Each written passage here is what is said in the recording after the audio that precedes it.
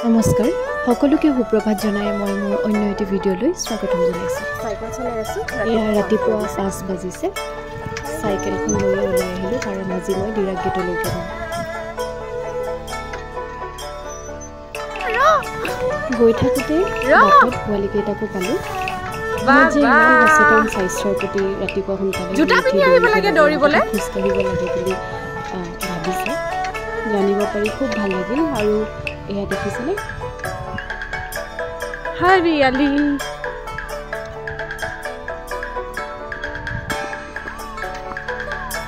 আৰু গৈ গৈ এয়া আমি ডিৰাক গেট পালোঁ। এয়া ডিৰাক গেটৰ ছট পূজাৰ দৃশ্য।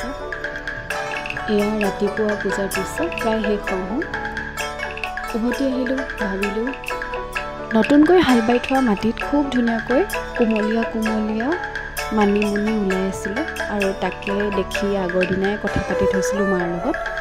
আজি বোলো আমি মানিমুনি কেইডাল বুটলি আনি কিবা এটা কৰি খাওঁ। এয়া নদীতে অলপমান ধুই নিছোঁ, মায়ে ধুইছে।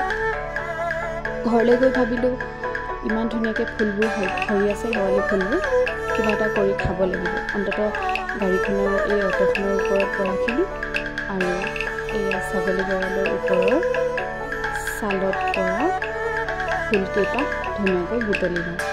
এনেদৰে বুটলি ল'লোঁ। কেনেকুৱা?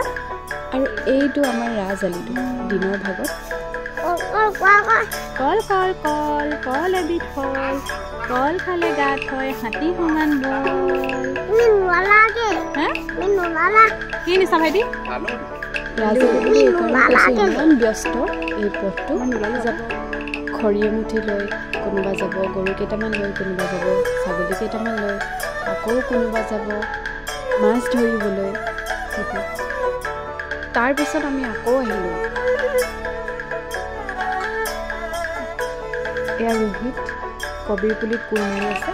এই ওচৰতে ওপৰত থকা তামোলৰ বাৰীখনৰ পৰা কুঁহিয়াৰ কেইডালমান আনিলোঁ আৰু এনেদৰে বহি পেলাই সকলোৱে কুঁহিয়াৰ খালোঁ। ভাল লাগে, দাঁতবোৰো চফা হয় আৰু মিঠা আছিলে, খাবলৈ ভাল লাগিছিল। বহুত দিনৰ মই ঘৰলৈ গ'লে অৱশ্যে প্ৰায় কুঁহিয়াৰ এডাল খাওঁৱেই মাৰ লগত গৈ। এইজনী আমাৰ বোন, তাই গাঁৱৰ পৰিৱেশ এইবাৰেই প্ৰথমবাৰ পাইছে জনা হোৱাৰ পৰা, কাৰণ গুৱাহাটীৰ পৰা বহুত বছৰৰ মূৰত এইবাৰ ঘৰলৈ আহিছে। আৰু সিহঁতে নৈখন পায়, বালি পায়,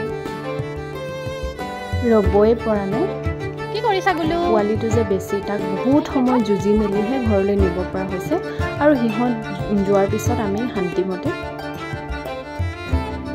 পিঁয়াজ কেইটামান ৰুই লওঁ বুলি ভাবিলোঁ। সেইকাৰণে মায়ে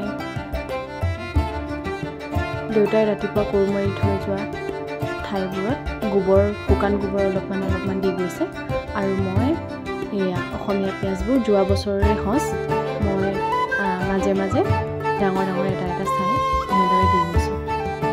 আৰু এয়া দুপৰীয়া লিকতা জীৱ এনেদৰে অনবৰতে লাগি থাকে ঘৰলৈ গ'লে পেহি পেহি কৰি। মাক আছিলে বৌ এজনীৰ ঘৰত ঘৰত কাম কৰিবলৈ, সি নাথাকে, মোৰ লগত গ'ল থাকিম বুলি আকৌ উভতি আহিলে। আৰু এয়া মায়ামৰা টিপু সত্ৰৰ সত্ৰাধিকাৰ। আমি ৰাতিলৈ তেওঁৰ ওচৰলৈ গৈছিলোঁ, এনেই মনটো ভাল লাগে। আৰু এইয়া ৰাতিৰ